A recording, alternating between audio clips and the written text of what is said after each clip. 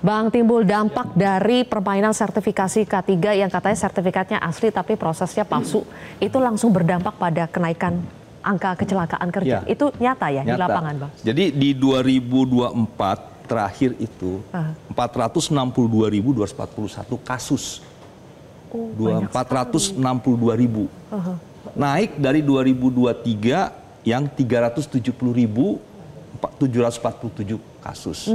Naik lagi dari 2022 yang 297.725. 2021 234. Jadi tiap tahun naik.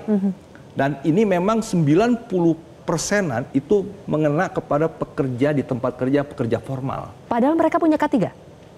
Ada yang punya, ada yang tidak. Sebagian besar punya nggak? Menurut saya kalau dibilang punya. Tapi kan kembali persoalannya apakah diupdate dan sebagainya. Ya, karena ini kan ada ketentuan di PP 50 2012 bahwa harus ada SMK 3 ya bagi perusahaan yang mempekerjakan minimal 100 atau yang beresiko. Nah, tetapi demikian juga dengan yang lainnya. Nah, jadi kembali persoalannya kan kenaikan ini disebabkan oleh perusahaan juga banyak yang menganggap gini, udahlah kapasitas kerja ala kadarnya lah. Kalaupun terjadi kecelakaan kerja, kan sudah ada BPJS Ketenagakerjaan yang menanggung. Sakitnya full dibayar. Kalaupun meninggal dibantu juga oleh BPJS Ketenagakerjaan. Kalaupun cacat juga dijamin oleh BPJS Ketenagakerjaan.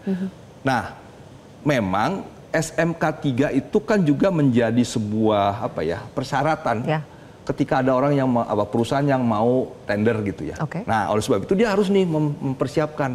Nah, perusahaan menyediakan di pasal 12 yang perusahaan harus menyediakan sumber daya manusia yang memang fokus di sini. Ahlinya. Nah, itu yang disuruh untuk pelatihan. Ngambil K3 itu. Dan kemudian dapat sertifikat. Nah, kalau bicara tentang standar biayanya ada.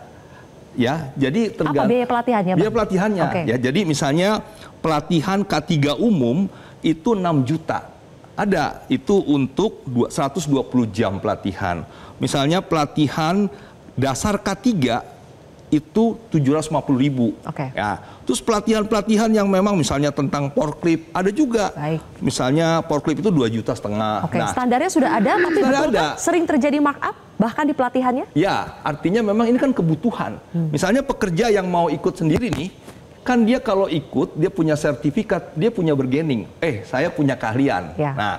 Nah, tapi perusahaan yang lebih banyak memerlukan untuk proses-proses untuk mengatakan bahwa kami sudah aman. Ya. Kami punya sumber daya yang memang bisa memeriksa mesin, kewenangannya untuk dan sebagainya. Nah, ini yang memang ada kebutuhan yang dimainkan oleh juga Direktorat Jenderal Pengawasan dan K3 untuk mendapatkan uang lebih, pemerasan dan sebagainya. Tadi memang selain di sertifikat, itu kan juga mereka datang, kan mereka berkala ya, meriksa instalasi listrik, apakah sudah aus, apakah sudah harus Nah, ketika mereka temukan, harus diganti, harus diperbaiki. Nah, perusahaan suka bilang gini, kalau saya perbaikin semua, lebih mahal.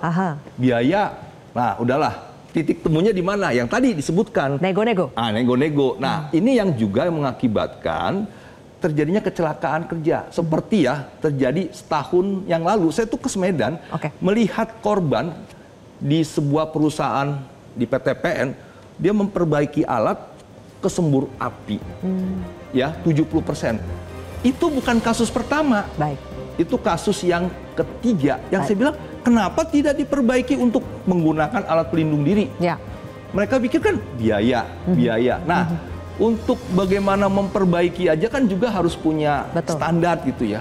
Nah, ini kan kembali persoalannya adalah bahwa di bagian ketenagakerjaan yang paling lemah itu pengawasan.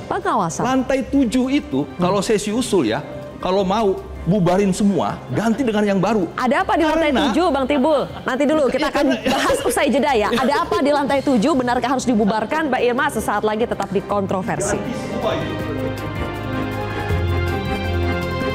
Jelajahi cara baru mendapatkan informasi. Download Metro TV Extend sekarang.